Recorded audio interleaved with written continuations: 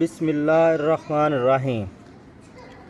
الذین یؤمنون بالغیب ویقیمون الصلاۃ ومما رزقناہم ینفقون، جو غیب پر ایمان لاتے ہیں، نماز قائم کرتے ہیں اور جو کچھ ہم نے انہیں دیا ہے اس میں سے خرچ کرتے ہیں۔ سورۃ بقرہ قرآن مجید کی سب سے طویل سورت ہے، جس میں ایمان، عبادات، معاشرتی اخلاقیات اور احکامات الہی کی جامع تعلیمات موجود ہیں۔ اس سورت کی دوسری آیت میں متقین کی صفات بیان کی گئی ہیں، جبکہ تیسری آیت میں ان کی 3 اہم خصوصیات کو تفصیل سے بیان کیا گیا ہے۔ نمبر 1، غیب پر ایمان لانا۔ نمبر 2، نماز قائم کرنا۔ نمبر 3، اللہ کے راستے میں خرچ کرنا۔ یہ آیت نہ صرف ایمان کی بنیادی شرائط کو واضح کرتی ہے، بلکہ عملی زندگی میں اس کے اطلاق کی رہنمائی بھی فراہم کرتی ہے۔ ہم اس آیت کی گہرائی میں جائیں گے اور اس کے مختلف پہلوؤں پر روشنی۔ الذین یؤمنون بالغیب، وہ لوگ جو بغیر دیکھے ایمان لاتے ہیں۔ یہاں سے لے کر المفلحون تک کی 3 آیات مخلص مومنین کے بارے میں ہیں، جو ظاہری اور باطنی دونوں طرح سے ایمان والے ہیں۔ اس کے بعد 2 آیتیں ان لوگوں کے بارے میں ہیں جو ظاہری اور باطنی دونوں طرح سے کافر ہیں، اور اس کے بعد 13 آیتیں منافقین کے بارے میں ہیں، جو کہ باطن میں کافر ہیں اور اپنے آپ کو مسلمان ظاہر کرتے ہیں۔ آیت کے اس حصے میں متقی لوگوں کا ایک وصف بیان کیا گیا ہے کہ وہ لوگ بغیر دیکھے ایمان لاتے ہیں، یعنی وہ ان تمام چیزوں پر ایمان لاتے ہیں جو ان کی نگاہوں سے پوشیدہ ہیں، اور نبی کریم صلی اللہ تعالیٰ علیہ وآلہ وسلم نے ان کے بارے میں خبر دی ہے، جیسے مرنے کے بعد دوبارہ زندہ کیا جانا، قیامت کا قائم ہونا، اعمال کا حساب ہونا اور جنت و جہنم وغیرہ۔ ایک قول یہ بھی ہے کہ یہاں غیر سے قلب یعنی دل مراد ہے۔ اس صورت میں آیت کے معنی یہ ہوں گے کہ وہ دل سے ایمان لاتے ہیں۔ ایمان اور غیب سے متعلق چند اہم باتیں۔ اس آیت میں ایمان اور غیب کا ذکر ہوا ہے، اس لیے ان سے متعلق چند اہم باتیں یاد رکھیں۔ نمبر 1، ایمان اسے کہتے ہیں کہ بندہ سچے دل سے ان سب باتوں کی تصدیق کرے جو ضروریات دین میں داخل ہیں، اور کسی ایک ضرورت دینی کے انکار کو کفر کہتے ہیں۔ نمبر 2، عمل ایمان میں داخل نہیں ہوتے، اس لیے قرآن پاک میں ایمان کے ساتھ عمل کا جداگانہ ذکر کیا جاتا ہے، جیسے اس آیت میں بھی ایمان کے بعد نماز اور صدقہ کا ذکر علیحدہ طور پر کیا گیا ہے۔ نمبر 3، غیب وہ ہے جو ہم سے پوشیدہ ہو اور ہم اپنے حواس جیسے دیکھنے، چھونے وغیرہ سے اور بدیہی طور پر عقل سے اسے معلوم نہ کر سکیں۔ نمبر 4، غیب کی 2 قسمیں ہیں۔ ایک جس کے حاصل ہونے پر کوئی دلیل نہ ہو، یہ علم غیب ذاتی ہے اور اللہ تعالیٰ کے ساتھ خاص ہے، اور جن آیات میں غیر اللہ سے علم غیب کی نفی کی گئی ہے وہاں یہی علم غیب مراد ہوتا ہے۔ 2، جس کے حاصل ہونے پر دلیل موجود ہو، جیسے اللہ تعالیٰ کی ذات و صفات، گزشتہ انبیاء کرام علیہ السلام اور قوموں کے احوال، نیز قیامت میں ہونے والے واقعات وغیرہ کے علم۔ یہ سب اللہ تعالیٰ کے بتانے سے معلوم ہوا، اور جہاں بھی غیر اللہ کے لیے غیب کی معلومات کا ثبوت ہے وہاں اللہ تعالیٰ کے بتانے ہی سے ہوتا ہے۔ نمبر 5، اللہ تعالیٰ کے بتائے بغیر کسی کے لیے ایک ذرے کا علم غیب ماننا قطعی کفر ہے۔ نمبر 6، اللہ تعالیٰ اپنے مقرب بندوں جیسے انبیاء کرام علیہ السلام اور اولیاء اعظام رحمۃ اللہ تعالیٰ علیہ پر غیب کے دروازے کھولتا ہے، جیسا کہ خود قرآن و حدیث میں ہے۔ وَيُقِيمُونَ الصَّلَاةَ، اور نماز قائم کرتے ہیں۔ آیت کے اس حصے میں متقی لوگوں کا دوسرا وصف بیان کیا گیا ہے کہ وہ نماز قائم کرتے ہیں۔ نماز قائم کرنے سے مراد یہ ہے کہ نماز کے ظاہری اور باطنی حقوق ادا کرتے ہوئے نماز پڑھی جائے۔ نماز کے ظاہری حقوق یہ ہیں کہ ہمیشہ ٹھیک وقت پر پابندی کے ساتھ نماز پڑھی جائے اور نماز کے فرائض، سنن اور مستحبات کا خیال رکھا جائے اور تمام مفسدات و مکروہات سے بچا جائے، جبکہ باطنی حقوق یہ ہیں کہ آدمی دل کو غیر اللہ کے خیال سے فارغ کر کے ظاہر و باطن کے ساتھ بارگاہ حق میں متوجہ ہو اور بارگاہ الہی میں عرض و نیاز اور مناجات میں محو ہو جائے۔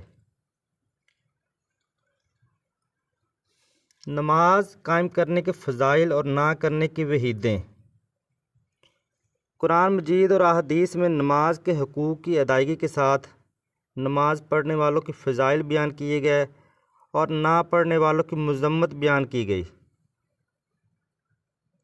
سورۃ مومنین میں اللہ تعالیٰ ارشاد فرماتا ہے، سورۃ مومنون آیت نمبر 1 اور 2 میں، قد افلح المومنون الذین هم فی صلاتہم خاشعون،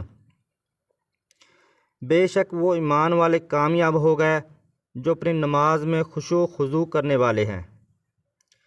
اسی صورت میں ایمان والوں کے مزید اوصاف بیان کرنے کے بعد ان کا ایک وصف یہ بیان فرمایا کہ سورۃ مومنون آیت نمبر 9 میں، والذین هم علی صلواتہم یحافظون، اور وہ جو اپنی نمازوں کی حفاظت کرتے ہیں۔ اور ان اوصاف کے حامل ایمان والوں کے بارے میں ارشاد فرمایا اسی صورت میں آیت نمبر 10 اور 11 میں، اولئک هم الوارثون الذین یرثون الفردوس هم فیہا خالدون، یہی لوگ وارث ہیں، یہ فردوس کی میراث پائیں گے، وہ اور اس میں ہمیشہ رہیں گے۔ نماز میں سستی کرنے والوں اور نماز ضائع کرنے والوں کے بارے میں اللہ تعالیٰ ارشاد فرماتا ہے، سورۃ النساء آیت نمبر 142، ان المنافقین یخادعون اللہ وہو خادعوہم واذا قاموا الی الصلاۃ قاموا کسالی یراؤون الناس ولا یذکرون اللہ الا قلیلا، بے شک منافق لوگ اپنے گمان میں اللہ کو فریب دینا چاہتے ہیں اور وہی انہیں غافل کر کے مارے گا، اور جب نماز کے لیے کھڑے ہوتے ہیں تو بڑے سست ہو کر لوگوں کے سامنے ریاکاری کرتے ہوئے کھڑے ہوتے ہیں اور اللہ کو بہت تھوڑا یاد کرتے ہیں۔ اور اسی طرح اللہ تعالیٰ ارشاد فرماتا ہے سورۃ مریم آیت نمبر 59 اور 60 میں، فَخَلَفَ مِن بَعْدِهِمْ خَلْفٌ أَضَاعُوا الصَّلَاةَ وَاتَّبَعُوا الشَّهَوَاتِ فَسَوْفَ يَلْقَوْنَ غَيًّا إِلَّا مَن تَابَ وَآمَنَ وَعَمِلَ صَالِحًا فَأُولَئِكَ يَدْخُلُونَ الْجَنَّةَ وَلَا يُظْلَمُونَ شَيْئًا، تو ان کے بعد وہ نالائق لوگ ان کی جگہ آئے جنہوں نے نمازوں کو ضائع کیا اور اپنی خواہشوں کی پیروی کی، تو ان قریب وہ جہنم کی خوفناک وادی گاہ سے جا ملیں گے، مگر جنہوں نے توبہ کی اور ایمان لائے اور نیک کام کیے تو یہ لوگ جنت میں داخل ہوں گے اور ان پر کوئی زیادتی نہیں کی جائے گی۔ حضرت عثمان غنی رضی اللہ تعالی عنہ فرماتے ہیں، سرکار دو عالم صلی اللہ تعالی علیہ وسلم نے ارشاد فرمایا، جس نے میرے اس وضو کی طرح وضو کیا پھر اس طرح 2 رکعت نماز پڑھی کہ ان میں خیالات نہ آنے دے تو اس کے پچھلے تمام گناہ بخش دیے جائیں گے۔ حضرت عقبہ بن عامر رضی اللہ تعالیٰ عنہ سے روایت ہے، سید المرسلین صلی اللہ تعالیٰ علیہ وآلہ وسلم نے ارشاد فرمایا، جو بھی مسلمان اچھے طریقے سے وضو کرتا ہے پھر کھڑے ہو کر اس طرح 2 رکعت نماز پڑھتا ہے کہ اپنے دل اور چہرے سے متوجہ ہو کر یہ 2 رکعتیں ادا کرتا ہے، تو اس کے لیے جنت واجب ہو جاتی ہے۔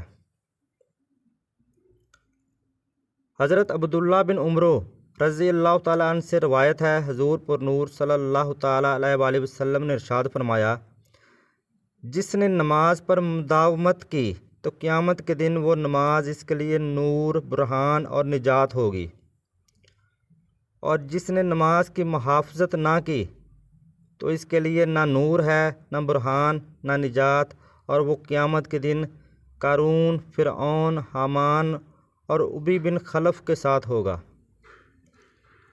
حضرت ابو سعید خدری رضی اللہ تعالیٰ عنہ سے روایت ہے، حضور اقدس صلی اللہ تعالیٰ علیہ وآلہ وسلم نے ارشاد فرمایا،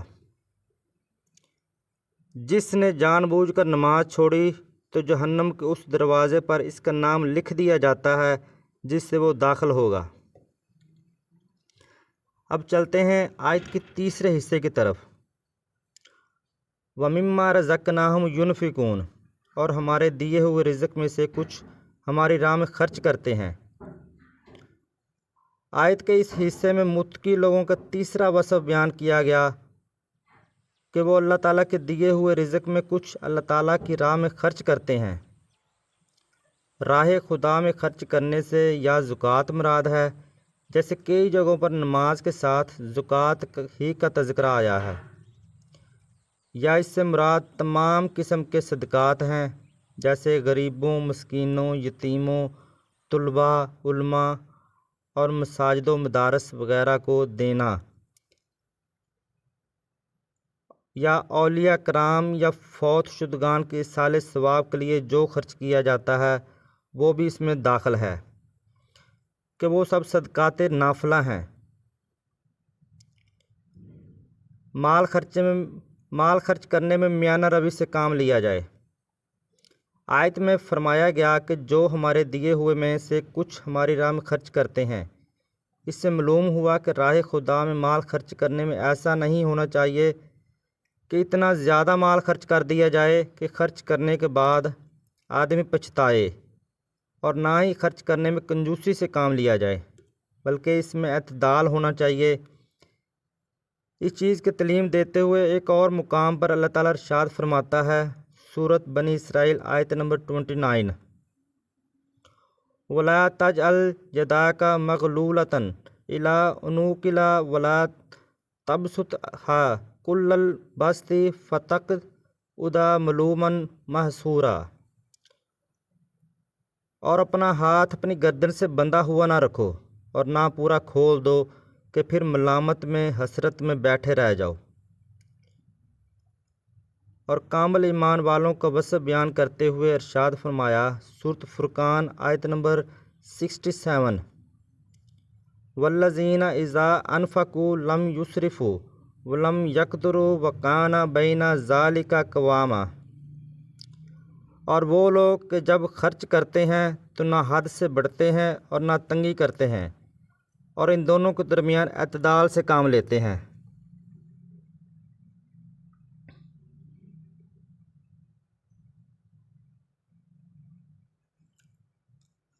یہ آیت در حقیقت ایک کامل مومن کی تصویر پیش کرتی ہے۔ نمبر 1 عقیدہ، غیب پر یقین۔ نمبر 2 عبادت، نماز کی پابندی۔ نمبر 3 معاشرتی ذمہ داری، انفاق فی سبیل اللہ۔ یہ تینوں چیزیں مل کر ایک متوازن شخصیت تشکیل دیتی ہیں جو نہ صرف اپنے رب سے تعلق مضبوط رکھتی ہیں بلکہ معاشرے کے لیے بھی مفید ثابت ہوتی ہیں۔ سورۃ بقرہ کی آیت نمبر 3 ہمیں یہ سبق دیتی ہے کہ حقیقی کامیابی صرف اسی میں ہے کہ ہم اللہ پر ایمان لائیں، اس کی عبادت کو اپنی زندگی کا حصہ بنائیں، اور دوسروں کو مدد کرنے میں پیش رہیں۔ یہی وہ راستہ ہے جو دنیا و آخرت دونوں میں سرخروئی کا باعث بنے گا۔ اللہ ہم سب کو اس آیت پر عمل کرنے کی توفیق عطا فرمائے۔ والسلام۔